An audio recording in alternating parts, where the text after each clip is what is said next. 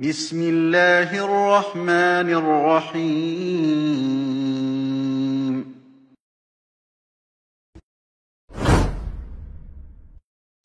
Assalamualaikum warahmatullahi wabarakatuh. Jumpa lagi anak-anak dengan Budiah. Kali ini di Sapan TV. Baiklah, kali ini Bu Guru ingin menjelaskan tentang unsur-unsur intrinsik cerita fiksi. Sudah paham apa itu fiksi?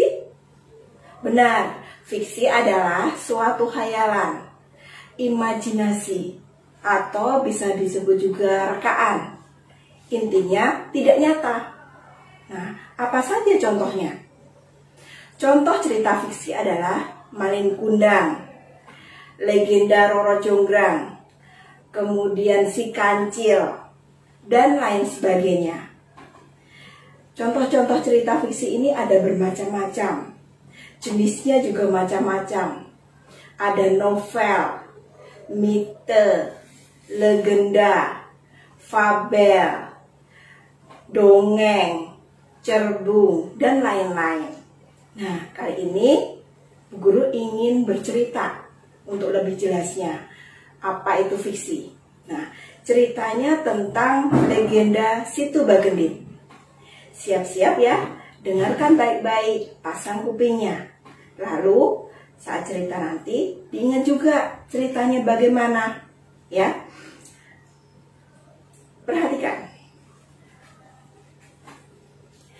Situ Bagendit.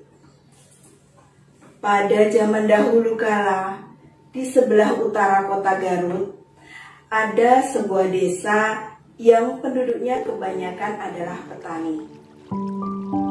Tanah di desa itu sangat subur dan tidak pernah kekurangan air. Oleh sebab itu, sawah-sawah mereka selalu menghasilkan padi yang berlimpah ruah. Sayangnya, penduduk di desa itu tetap miskin, kecuali seorang wanita yang bernama Nyai Bagendit. Semenjak suaminya meninggal, Nyai Bagendit mendapat warisan berupa kekayaan yang berlimpah. Sayangnya, hal tersebut membuat Nyai Bagendit menjadi kikir dan congkak.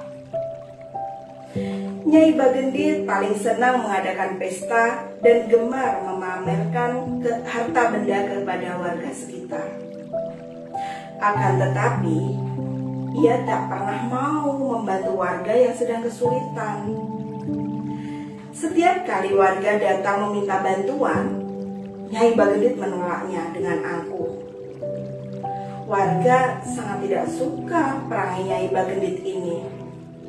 Namun, mereka tidak dapat berbuat apapun. Pada suatu hari, di tengah-tengah pestanya, datanglah seorang pengemis. "Nyai, tolong beri hamba makanan sedikit saja," kata pengemis itu. Nyai Bagendit sangat marah dan mengusir pengemis itu. "Pergilah kau dari rumahku." Pengemis itu pun pergi dengan perasaan yang sedih. Keesokan harinya, di desa itu terjadi sesuatu yang aneh. Tiba-tiba, di sebuah jalan di desa tersebut, ditemukan sebuah tongkat yang tertancap di tanah. Tak ada satupun orang yang dapat mencabut tongkat itu, walaupun sudah dicoba secara beramai-ramai. Akhirnya datanglah pengemis yang sebelumnya diusir oleh Nyai Bagendit, dan dengan mudah dia mencabut tongkat itu. Setelah dicabut, anehnya mengalirlah air dari tempat tongkat tersebut dicabut. Makin lama, air itu keluar semakin deras. Keadaan tersebut membuat para penduduk khawatir desanya akan tenggelam. Mereka segera mengungsi mencari tempat yang aman. Namun, Nyai Bagendit tidak mau meninggalkan rumahnya karena rumahnya penuh dengan harta dan perhiasan yang dianggapnya nanti pasti bisa membantunya, menyelamatkan dia, membayar orang, seperti itu. Namun apa yang terjadi? Ternyata dengan cepatnya dia pun tenggelam bersama rumah dan isinya. Ya, tempat tersebut kini berubah menjadi sebuah danau. Danau itu kemudian diberi nama Situ Bagendit. Nah, anak-anak, menarik bukan ceritanya? Baiklah, dalam cerita itu tadi siapa yang menjadi tokoh utamanya? Siapa yang tadi selalu menjadi inti dalam cerita? Benar, yang menjadi inti dalam cerita itu adalah tentang Nyai Bagendit. Oleh karena itu, Nyai Bagendit ini disebut sebagai tokoh utama. Jadi, tokoh utama itu adalah tokoh yang paling mempengaruhi suatu cerita. Tokoh utama dalam cerita Situ Bagendit, siapa tadi? Nyai Bagendit. Ya, masih ingat wataknya? Benar, ketika penduduk desa tadi datang meminta bantuan, atau pengemis tadi datang meminta bantuan, bagaimana sikapnya Nyai Bagendit? Sayang sekali ya, Nyai Bagendit itu walaupun kaya, tapi ketika dimintai bantuan, ya sombong dan kikir. Kita tak boleh mencontoh seperti itu, karena kita umat muslim dilarang seperti itu. Nah, tokoh si Nyai Bagendit ini yang punya watak sombong dan kikir ini menyebabkan si tokoh Nyai Bagendit ini disebut sebagai tokoh antagonis.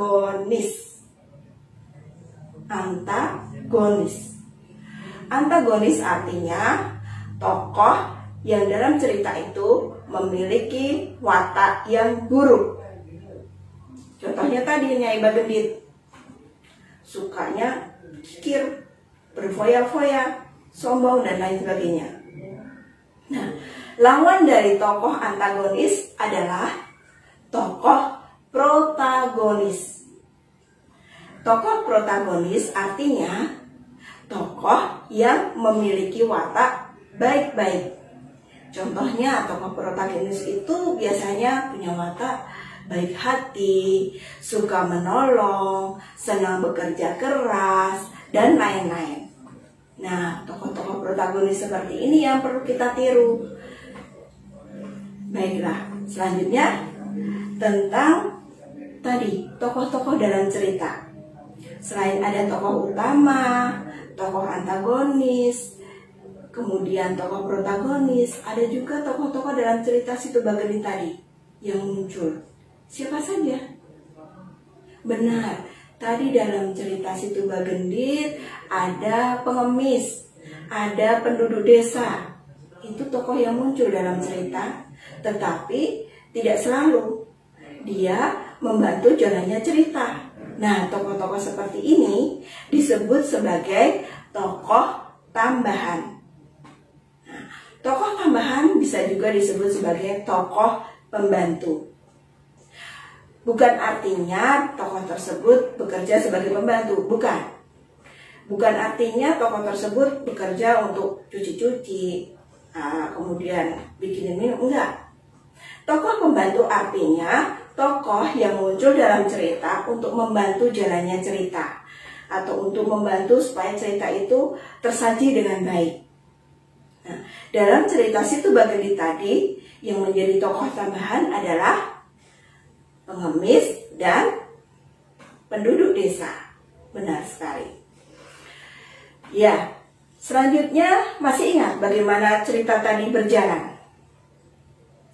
Ya, cerita tadi dari awalnya bagaimana situasinya, kemudian bagaimana konflik itu muncul, kemudian bagaimana klimaksnya, lalu bagaimana penyelesaiannya.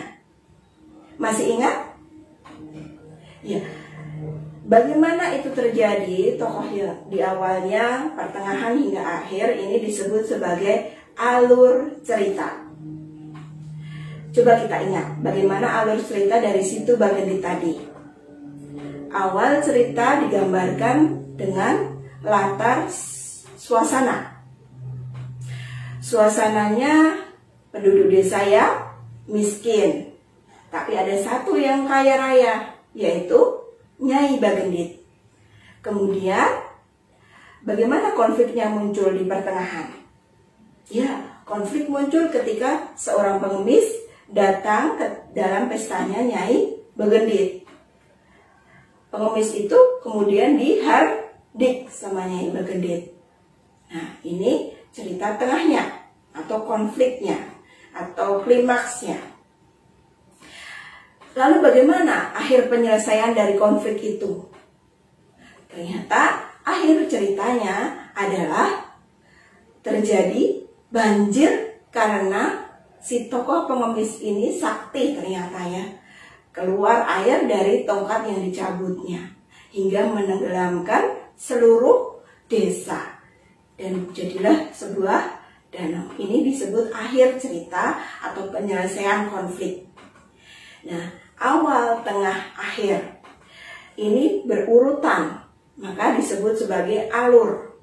Alur cerita itu bagaimana suatu cerita itu diawali, lalu bagaimana memunculkan konfliknya, lalu bagaimana mengakhirinya. Itulah yang disebut sebagai alur cerita. Baiklah, sekarang kita lanjutkan. Unsur intrinsik cerita yang lain adalah amanat. Amanat atau pesan moral. Dalam cerita dongeng itu biasanya pasti ada. Coba kira-kira pesan moral atau amanat dalam cerita Situ Bagendit itu apa? Coba dipikirkan. Dari sifatnya Nyai Bagendit itu coba. Sifatnya yang sombong, tidak suka membantu. Berarti pesan moralnya bagaimana? Benar, pesan moralnya adalah supaya kita tidak meniru. Jangan sampai kita menjadi orang seperti Nyai Bagendit yang sombong, tidak suka menolong. Nah, itulah pesan moral atau amanatnya. Ya, unsur intrinsik yang terakhir adalah latar atau latar cerita. Dalam cerita Situ Bagendit tadi, cerita itu terjadi di daerah sekitar utara kota Garut. Nah, oleh karena itu, cerita Situ Bagendit itu mengambil latar tempat, yaitu di sebelah utara kota Garut. Selain latar tempat, ada juga beberapa latar yang lain dalam suatu cerita.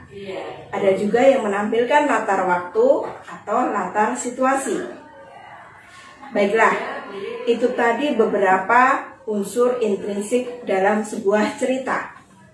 Mari kita simpulkan, apa saja unsur-unsur intrinsik dalam sebuah cerita. Ya, yang pertama adalah tema. Yang kedua, tokoh dan perwatakannya. Yang ketiga, alur cerita. Yang keempat, amanat atau pesan moral. Yang kelima, latar cerita. Baik anak-anak, sudah paham semuanya? Baiklah, sekian dari Bu Guru, kita jumpa lagi di lain kesempatan. Assalamualaikum warahmatullahi wabarakatuh.